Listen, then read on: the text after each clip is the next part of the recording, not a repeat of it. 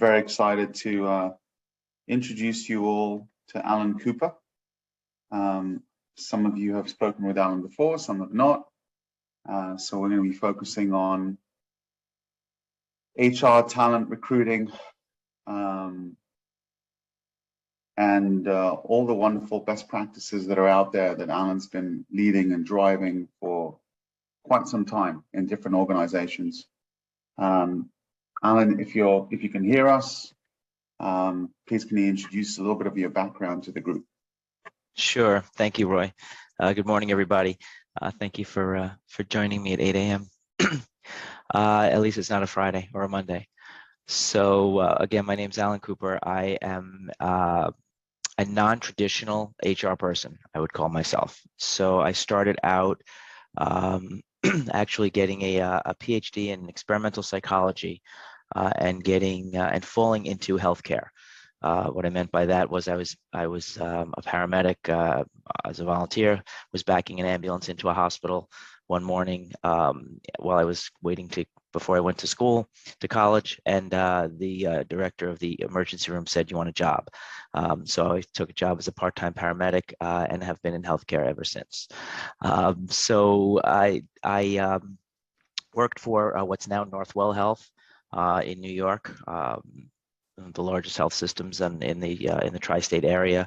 I worked there for 21 years, starting out again as a paramedic in the emergency room and winding up being vice president of what they called the Center for Learning and Innovation.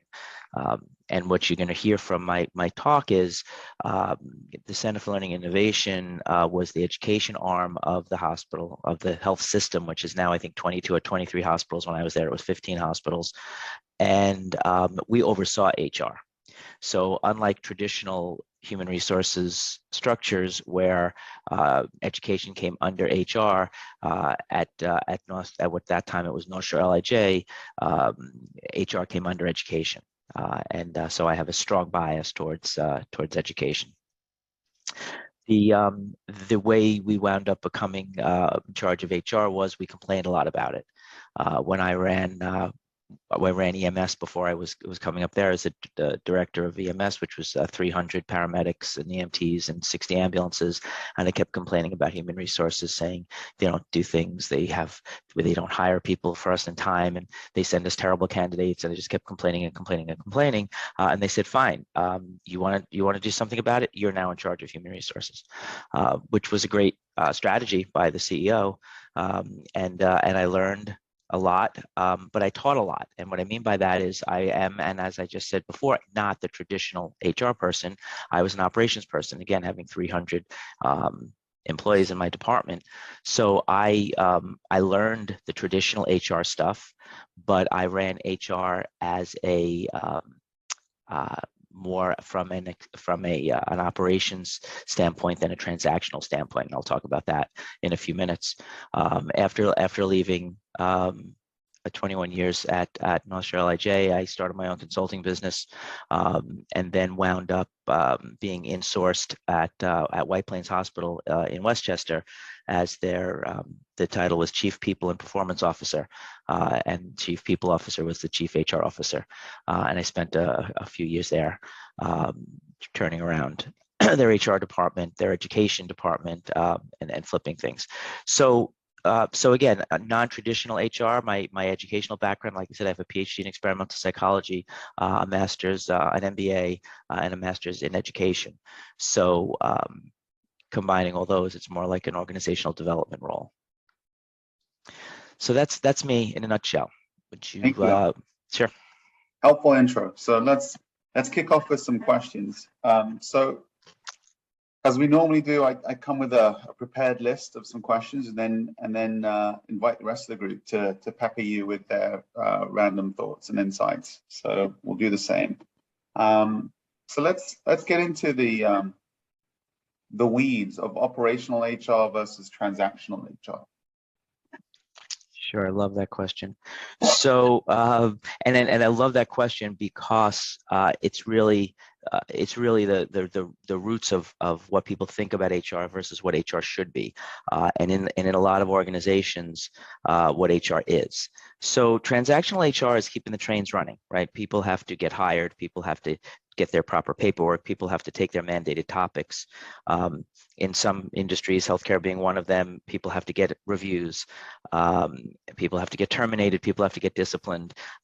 So people have to have time and attendance records. People have to be compliant with state laws and federal laws. So that's transactional HR, and that's the way HR came about. So back in the day, it was the personnel department, right? So there was no such thing as human resources. It was, you would go to the personnel department, and it was usually somebody who had failed in every other aspect of the organization, sitting at a desk, who everybody didn't like because it meant you were bad. It was like being called to the principal's office if you had to go to personnel, and that's where you went if you had a problem. That's where you went if there was something wrong with your benefits. That's where you went if you didn't get paid right. So that's where you went if you were in trouble. So the transactional piece of HR, like I say, keeps the trains running. And hopefully it keeps them running well, right? So it's hiring, onboarding, and that piece. But what HR should be, and again, the difference that I draw between transactional HR and strategic HR is what HR should be. HR should have a seat at the table. So when I was elevated from being a department director to HR and education, the position wasn't mine at the time, but reported directly to the CEO, right? So a lot of organizations, the chief HR officer, if you haven't have a title of chief HR officer, a lot of people just have a director of HR that reports to somebody that reports to somebody that reports to the CEO. But if it's a strategic position, it has to have a seat at the table. It has to be a C-suite level position that will work with the top leadership to develop strategy from an operational perspective. So what I mean by that is, how many people do you need to hire this year, for what positions, and what are the outcomes, what are the goals, how do they align with the top of the organization? How are you going to attract, retain those employees? One of the first things I did when I was brought up to White Plains Hospital was I went department by department to review the tables of organizations for each department. Did they have the right people to do the job? Did they have enough people? Did they have too many people? Were the skill sets appropriate? Were the competencies appropriate? And so forth. So a strategic HR perspective is, how does human resources help, and I hate that word, by the way, the term human resources. How does that department help the organization succeed? Again, how do we bring in the right people? How do we bring in enough of the right people? Who are the right people? How do we know they're the right people? When a job is empty, do they just fill somebody quickly so they don't have to pay overtime, which happens all too often? So again, transactional, got to keep the trains running, got to have the employees hired and paid, compliant. Strategic, how does HR work with senior leadership and the entire organization to make sure that you have the right people with the right competencies, the right skill sets to succeed in the organization? We're going to go through the different functions because we've all seen wide variance in execution across every one of these functions, from sourcing to onboarding to training to performance evaluations to professional development and mentorship. Wide variance. Before we go into each of them, in your mind, how do you frame something like a C-suite function for HR, and each of these functions performing at optimal levels vis-a-vis the different sizes of organizations that you've come across and that, frankly, you've worked with us? I'm not sure that the full package of HR, talent management, education, and operational HR solutions is applicable for a business doing, $5 to $10 million of revenue with 3 to 5 positions, and perhaps at 20 to 40 or 50 million of revenue, you're looking for certain infrastructure, versus at 500 million of revenue versus where you spent 20 years, which is several $billion of revenue. So how do you frame the right solution for the right size organization? So that's a great question. So, and again, since being with you, I've worked with a number of organizations for different sizes, and you know, before you, of course, I have as well. I've worked with single practices to develop these types of roles. I've worked with single physician practices to develop these types of functions. So I think the answer is that it's very scalable.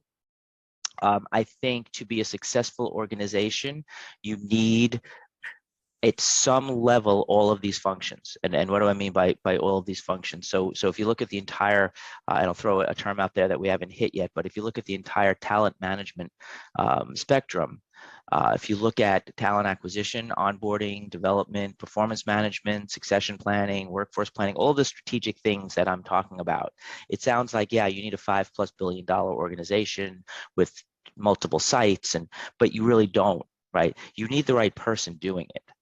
And that's key, right? So if you have a multi-billion, multi-site, multi-state organization, you need a team, a fairly large team, in order to accomplish this. But if you have a small, I would argue a single practice, and again, I've done this at single practices. If you have somebody there that can do this at a smaller level, it still needs to be done, right? So and we'll talk. I'm sure you're going to ask me later about why, right? So what are the advantages? Why do we need this? But so you may not have a robust program, and you may not be able to do it all yourself. So you may need to outsource performance management, or you may need to outsource your development and your education. But again, I would argue that it's very scalable, and so again, from single practices to multi-billion-dollar organizations, you just do this at different levels and different depths, and it's all about the people, right? So this is a specialty, but it's something a lot of people think they know how to do. Right. The other thing is a lot of people don't see the importance in it, right? Which again, I think you'll ask me in a little bit. So you may have a 20 practice MSO and say, oh, you know, I don't need all those functions. I just need somebody to get the people hired, you know, source and hire and onboard, and then, you know, and get them benefits and make sure they get paid, and that's fine. And that's fine if you want high turnover and low quality employees. That is fine, but that will cost you a lot of money in the long run. So I think. So again, you may say, though, if you have 5 practices, 20 practices, 1 practice, it's not really worth it, but it definitely is. And again, sometimes a lot of this needs to be outsourced, but at the larger organizations, it definitely needs to be insourced. Can you give us some examples of? I mean, we can all imagine strong compliance departments, you know, annual surveys of harassment, and we can all imagine a certain level of performance evaluation, 360 reviews, some degree of training, some degree of sourcing. We've all been exposed to some levels of each of these functions in different stages in our career in different companies. Can you describe some of the gaps between what is best practice versus what you see in each of these functions? What do those gaps consist of, starting with sourcing? Sure. So sourcing is a very interesting concept, where, you know, people think of it as different things, but it depends on what you're looking for. There are your normal channels. Everyone loves LinkedIn now. The key to sourcing is, again, the right channels, the right places, but what really makes it is what I call a talent pool, right? So if you have to source each specific job, it becomes, to different places, obviously, it becomes a task that you have to complete. But if you have a pool of talent, and that can be internal or external, that you can pick from, that's a best practice, right? So if you have talent management software, right? You heard it, you know, customer relations management, CRM. Now we have talent relations management and candidate relations management. So sourcing, in my opinion, is not it's not a single task when you have a job. It's an ongoing relationship with either sources or talent themselves.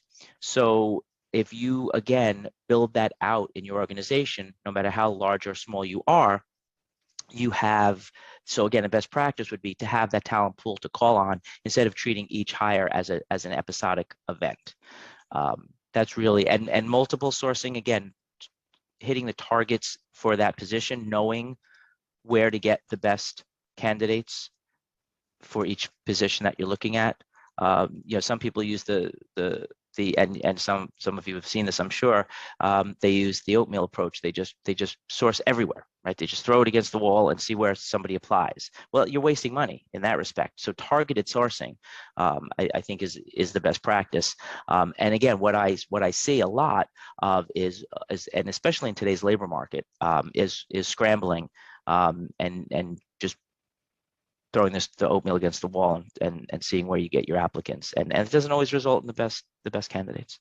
So same question for training, performance evaluation, and mentorship. All right, so we could do 5 hours on training and performance evaluation, but so best practices. So let me get on my soapbox for a minute. There's a difference between training and learning.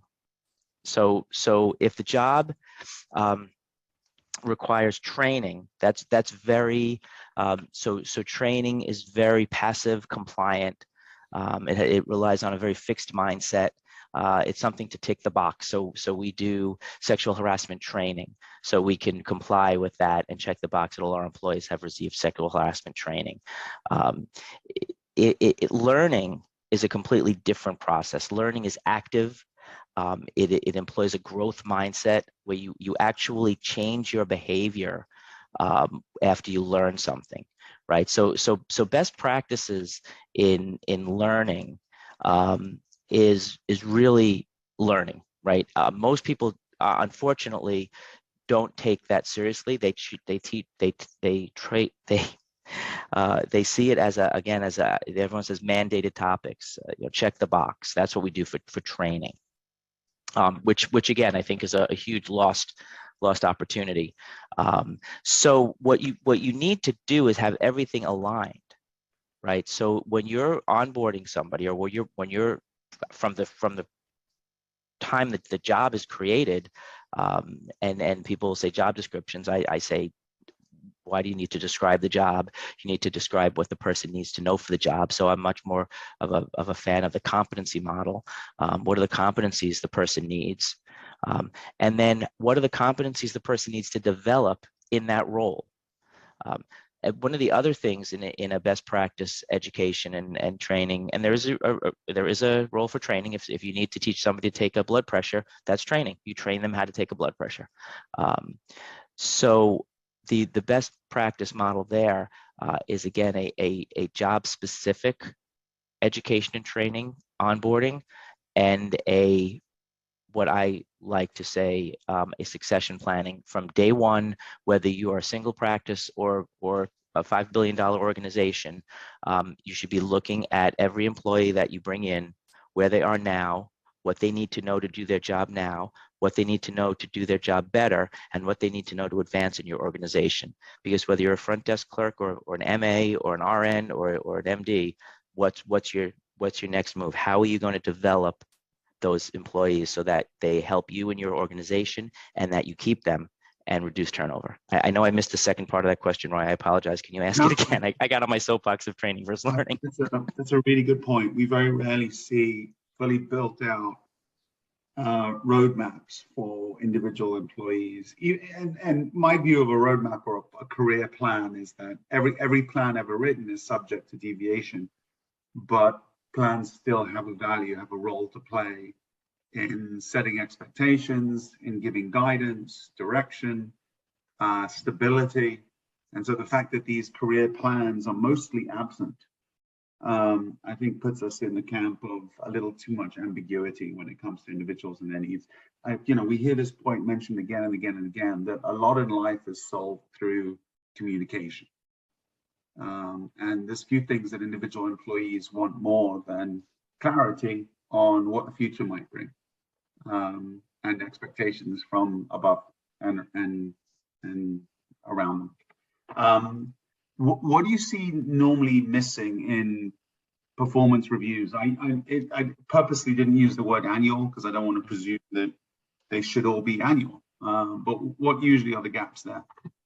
Right. So, so my first my first ever experience with a performance review was my boss leaving a sheet of paper on my chair and saying, "Here's your review," with a note on it. He didn't say it. There was a note on it. "Here's your review. Sign it and leave it on my desk." So that was so. What I see. My first memory is my boss doing the same thing, except the paper was blank and the request was in yourself. Fill it out, right? Yeah, fill it out. I've seen that too. I've seen that recently, actually. So people see performance reviews as something they have to do. It's so, oh my God, we have to do reviews again. What a pain in the butt that we have to do these reviews again. So I think the biggest issue with performance reviews, which all the smaller issues stem from, is people don't see the value in them. Right. So people don't see the value in them. And I couldn't agree with you more. If you do it once a year, there is no value in it. It's just for compliance. It's just to comply with that you did an employee's evaluation. But so let me get back to my bias. Education. Employee reviews are all about developing the employee. They're all about developing the employee to what they need to be and what you need them to be. What do you need out of this employee? What is your front desk receptionist doing well? What could they do better? And how do they get there? That's an employee review. So people don't see the value of it. And again, you can't wait for it for a year. They treat it as something they just have to do, get it over with, and move on. But what it actually needs to interrupt you, forgive me, but I think one of the challenges that our employees face and HR talent teams face is in the past, these things were very paper intensive, time intensive, and the big issue inside any organization is time. The number one scarce resource is time. And so there's a conflict there, which nobody ever resolved that effectively. Then we migrated to IT and SaaS online data gathering solutions. And presumably believing that our problems were solved. But what my experience has been with these solutions is that they're incredibly cumbersome. B, they bundle everything into a singular portal for ease of training, I guess. And what you end up seeing is one usually third-party brand pushing even more aggressively compliance programs, administrative burdens, benefits related topics that are cumbersome and confusing, health benefits that are cumbersome and confusing. And included in that is questions like employee surveys and your response. So what we're really doing throughout the year is actually educating our workforce to view outreach from HR as disruptive and inefficient. And then wondering why certain key tasks that actually inherently are very value generating are being ignored, overlooked. So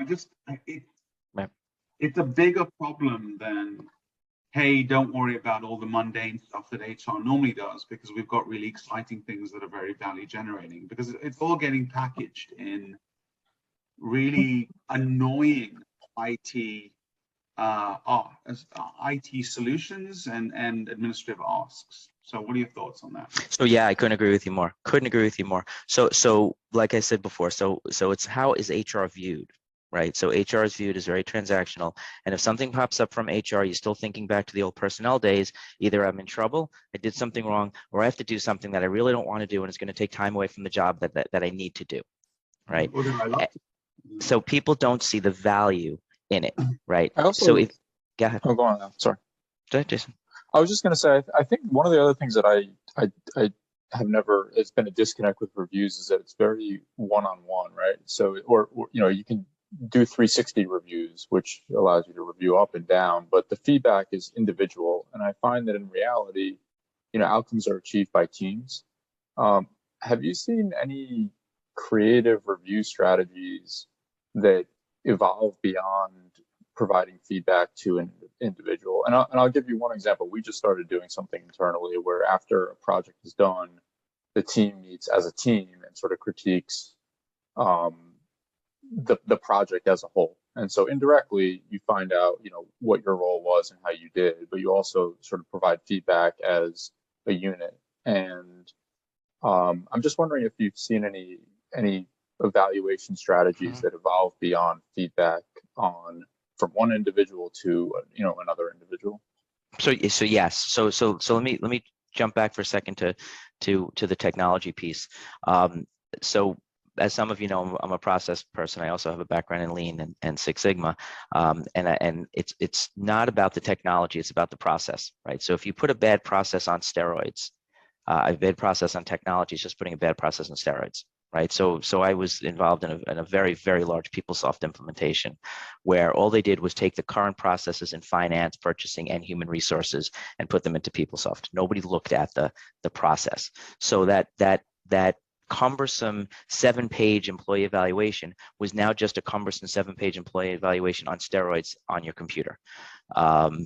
So before I get into a fairly innovative approach that I've seen, what an employee evaluation should be, again, like I said, it's really something. It shouldn't even be called an evaluation.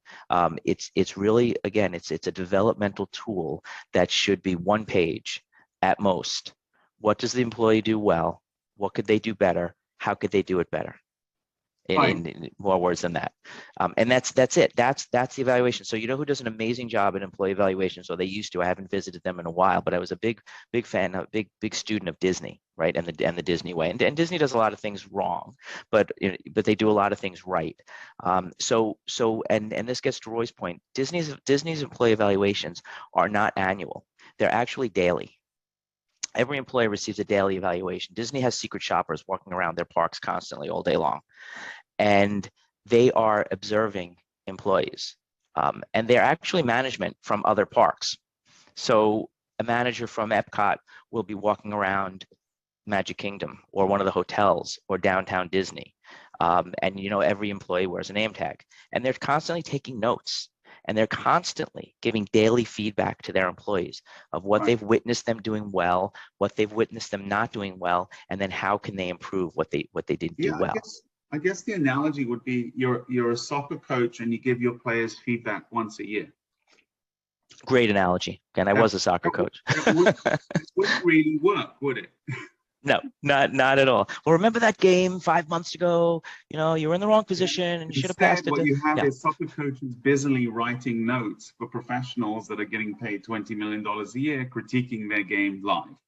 Yeah. That's the gap. So I think HR and talent also misses another key task. And I think all of them miss this right across the board. If I was running HR and talent, I would ask, to what extent has our team this year sold, promoted, marketed how we've saved our people time and disruption? Mm-hmm. Because I think the number one source of resistance to HR and everything that it represents is a belief from most staff that what the company finds important, prioritizes, which is efficiency, productivity, results, HR doesn't. Right. It's an island unto itself. And I've come across many CEOs and many leadership teams that are reluctant to fight that battle with HR because words like compliance are thrown around and it's a different skill set. It's not a revenue generator, it's a cost center. And it's a distraction. So it's sort of decision-making is outsourced. Mm-hmm. And then you have this three-party system of senior management that's delegated to HR, who is running a riot over an employee base that has no one protecting their interests. Instead, if you inverse that and have the HR team sell themselves as representing their staff's interest by balancing things like compliance and reviews with equally important, if not at times more important things. There is no HR without a successful business, right? Everything goes down together. And so that balanced message is so critical, and I just never see it. Right. So you're 100% right. You're right on. So there's a couple of reasons for that. One, so we started off by talking about the difference between transactional and strategic HR. And historically, HR has been transactional, and a lot of those transactions, again, are, I wouldn't say detrimental, but they're not. They don't help the employee do their job, right? HR should be helping the organization succeed, and a true strategic HR department where it's all about the employee development, employee engagement is. However, the problem is there are some organizations out there that do a fabulous job with this, but there are far too many that don't, and far too many employees come from companies that don't. HR has historically been a very weak area. Right. We still see it today. If you can't cut it in finance, or you can't cut it in management, or you can't cut it in marketing, but you still want to be in business, yeah, you go to HR.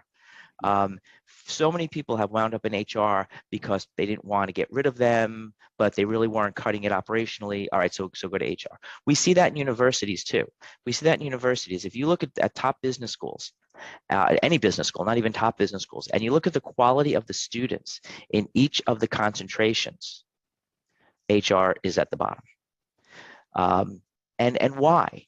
Why? It's all because of, again, this historical transactional HR. People don't like it. HR is always a head nodder excuse. How come you can't do this? How come we can't get people in here quicker? Oh, it's HR. And everybody says, yep. And they all nod their heads. Yep, it's HR. Yep, it's HR. Yeah, I mean, it really has to, you really have to think about it every step, right? If you're running a very in-depth compliance program, what is the message you're sending your employees? Hey, we're in the business of finding non-compliant employees and punishing them. Now I want you to be my friend. So if I was running a very in-depth compliance program, I would start by prepping everyone what the goals are here. Hey, the goals are to elevate the organization as a whole. Hey, the goals are to find opportunities for training and improvement. Hey, you know, this is going to benefit you individually in the following ways. Right. Let me sell you on it before I ask you to do it. But instead, the easy way out is we have a compliance program and you have to do it. Tough. Right, and you have to do it by this date, or you're going to be in trouble. And if you don't do it by that date, you can't work here anymore. And so I find this issue with a lot of things outside of HR and inside of HR, but with HR, there's very rarely the why behind the what. And I love that term, the why behind the what. You know what you have to do, but why do you have to do it? Yeah. I know how not to harass people. Why do I have to go through this training? I know I shouldn't touch blood with bare hands. Why do I have to go through bloodborne pathogens? That's ridiculous. Right. So I know Jason asked the question regarding group performance. Do you have any thoughts on that before we open up to the rest of the group? So yeah, so actually, I was going to get back to that. So I was working with a behavioral health organization, and they had a fairly unique performance management. Now, as Jason said, a 360, or what we now call a global evaluation, is a wonderful tool for development. However, it takes time and on everybody's part, the HR professionals part and the people giving the reviews part and compilation. So I'm a big fan of them, but not as a standard employee review or evaluation. But this company did what I would call like a mini 360. So they did it every 6 months. My advice was maybe you should do it every quarter. And they would get feedback from the group or the team within which that each individual worked. And they had a very nice organizational structure. They had it very nicely grouped without being siloed and interactive. And they had a fairly sophisticated HR department where they had coaches who did other jobs. They didn't have full-time 100% coaches. And it would be like I said, a mini 360 from at least 4 people that had input into the employee's evaluation. And again, this evaluation, by the way, there was no pay raise or bonus or anything tied to. It was all about, again, improvement. And in the beginning, like any other thing coming out of HR, everybody was very skeptical and leery of it and didn't like it and thought it was to get them in trouble. But again, that's HR's reputation. But it actually wound up being very successful. And after it was done for about 2 years, everybody actually looked forward to it. And they got input into others' evaluations as well. So it was a very successful, again, I would call them mini 360 or mini global assessments. Twice a year, everybody would get that. It's interesting that we've been taught to apply patient or customer scores, patient satisfaction scores, patient promotion scores, but we don't necessarily keep running tabs on employee scores. Right. Yeah. And yeah, I can imagine a lot of management teams associate reviews with bidirectional discussions regarding compensation increases, and that's not something that a management team can support on a daily or even quarterly basis. It's just a high impact, cumbersome, complicated, highly analytical, who's getting what, and that's a gravitational pull towards an annual discussion. Mm-hmm. So important to try to delineate between those two things. Also, without a doubt, and I'm sorry, Roy, to cut you off, but they can be related, right? So your annual discussion about compensation bonus can be tied to goals and things that are discussed in reviews, but not tied directly during those evaluations. Yeah, I mean, I think I'm going to turn it over to the group now, but I think the challenge at hand is how do you sell the value generating opportunities, the upside, the differentiating attributes of a really successful HR and talent program to try to counteract the perception that it's just cost, and therefore the goal in HR is to minimize cost and then suffer all the consequences associated with that. But I want to turn it over to the group and see if there are any questions from any of our attendees this morning. Here, Alan, this is Suniti. I have a couple of questions for you. One, I think I put it in the chat box. I would like to hear your perspective, because many a times, you know, people think that HR, when employees have real challenge or issues or working with the boss or whatever it may be in our organization, they want to get some help. But the perspective that, I've heard both sides is that HR is really carrying the company story, and they always just support the company, but they really are not there to help employees deal with whatever they may be dealing with within an organization. I'd love to hear your thoughts on that. Sure. Yeah, and I saw that in the chat. That's a great question. Unfortunately, Suniti, too often that is the case. And again, historically, right? You think about the 30s and the 40s and the rise of I guess you could call it capitalism, especially in the United States, where it was all about the bottom line and all about the profit margin. So who's working for the company? Sure, everyone. And HR is seen as one of the corporate departments. And again, so it's really a view we have to break, because it's if it's done right. So if it's done the things we're talking about, right, with employee, I call them position ladders, right? So if HR is helping you succeed, right, if HR is helping you learn, again, back to my education platform, if HR is helping you progress in the organization, then it's seen as your friend. Now, of course, it's always going to be seen as part of the organization, having the best interests of the organization in mind, or the company in mind. But it also has to have that split personality, like you're saying, and has to be seen as your friend. So how do you get people to see that? Well, you can't go and say HR is your friend. I'm here from HR. I'm here to help, because people are going to say, yeah, right, sure. But again, it's all about how do you change the organizational culture to see HR as that not only strategic partner to the organization to help you succeed, but that strategic partner to the individual employee. And like I said, it's you have to get your paycheck on time, and you have to have your health benefits, but that's a given. That's what you expect. Mm-hmm. When you talk about how do you engage employees, you have to exceed their expectations. So when your HR business partner or whoever is in charge comes and says, hey, Suniti, look, we know you're new here, but where would you like to be in 5 years, and how can we help you get there? Wow, your head just spins and says that, wow, this is a different type of organization. I've got another one for you. Just actually triggered a memory for me. It's funny. We never forget anything. We just need triggers to be reminded. My head of HR at Houlihan Lokey was actually a real talent, and her office was permanently full. There was always someone in there, 24 hours a day. And if I had to just simplistically give a reason why she had such goodwill amongst the workforce of about 700 of us, she spent a lot of time on exhibitions. She spent a lot of time on finding people where to go to next.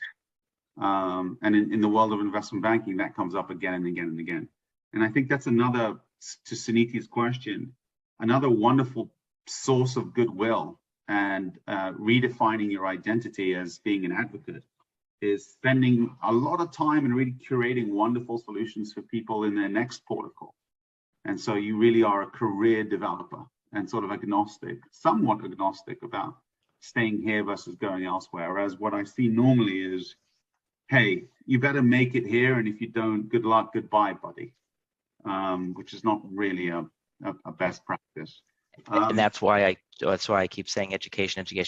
And you know, people say, again, you asked this question before, right? How is it scalable?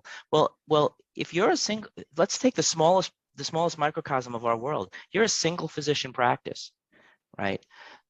How do you do that? You do that when you hire the front desk receptionist. You ask them that question.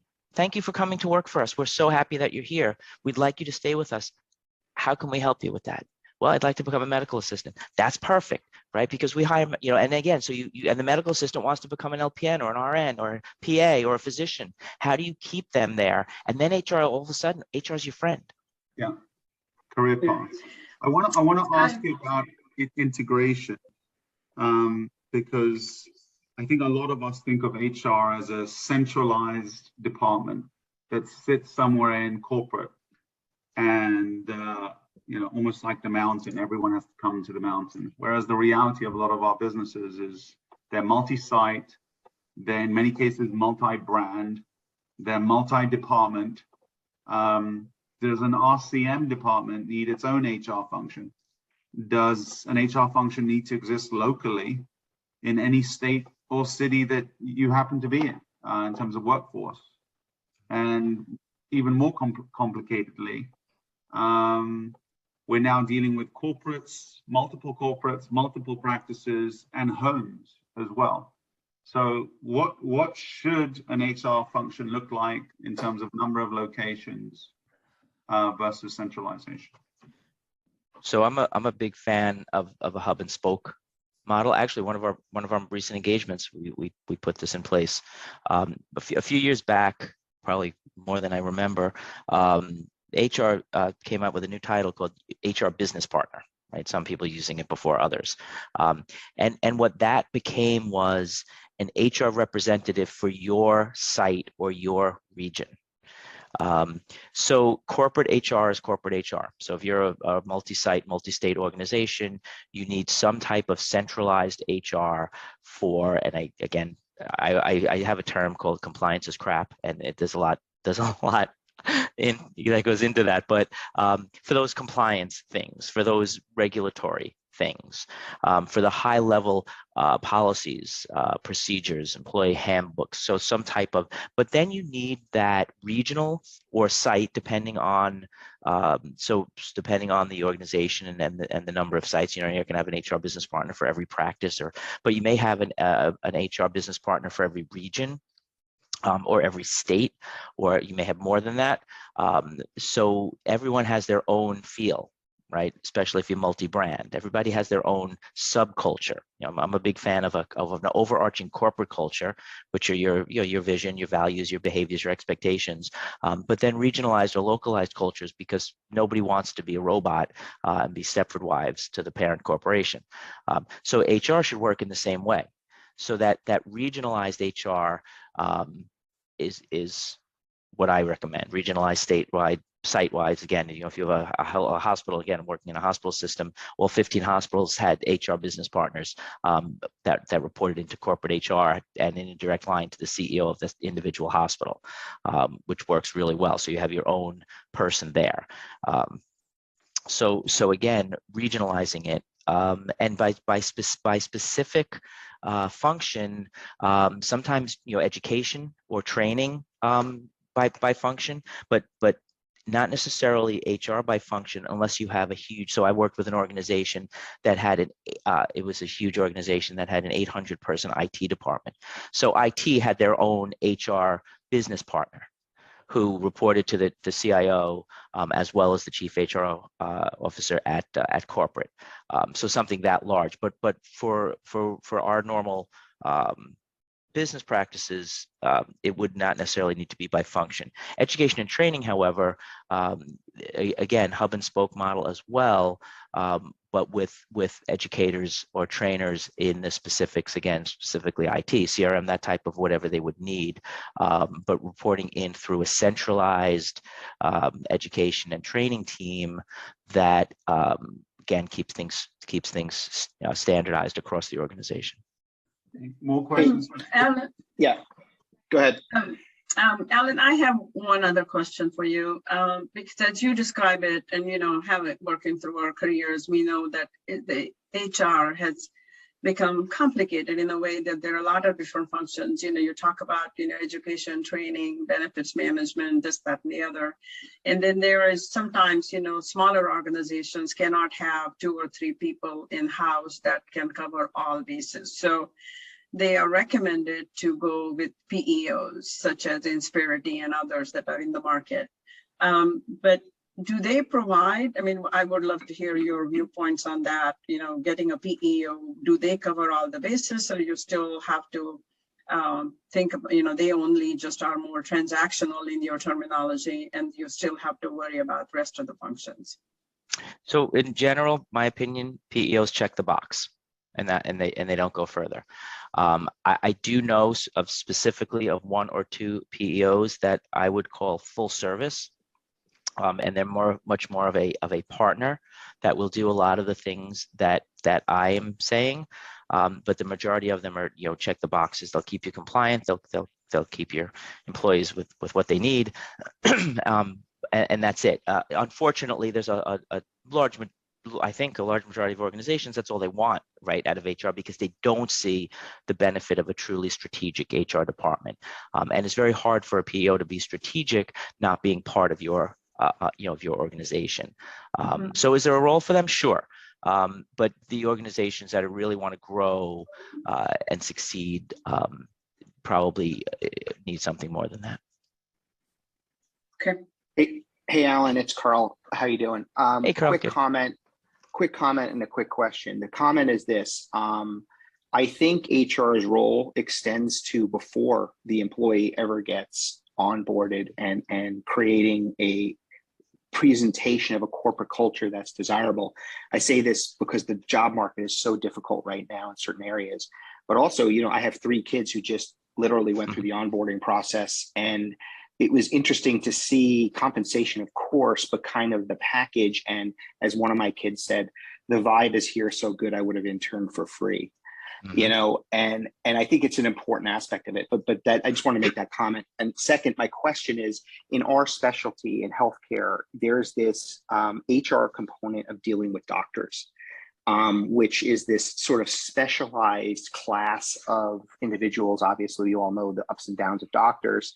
And we've experienced bad corporate culture with doctors and kind of overcoming that. Any thoughts on how to address that at a interactive level from HR's perspective? So yeah, so that's a great question. I want to just make a comment in your comment first, because especially in today's market, HR really, you know, the whole talent acquisition piece is huge, right? Roy asked a little bit about sourcing, but that's you really have to be a salesperson for your organization to be a recruiter, you know, and do talent acquisition. You need to make them want to come work for you. You need to explain to them what's the value proposition of your organization. Why would you come work for us over another organization, right? And a lot of that isn't about salary and benefits. I mean, obviously a big part of it is, but a lot of that is about what's the culture of the organization, right? What are the values of the organization? What's the reputation of the organization, right? What you can look up on Glassdoor. What do people think of working in this organization?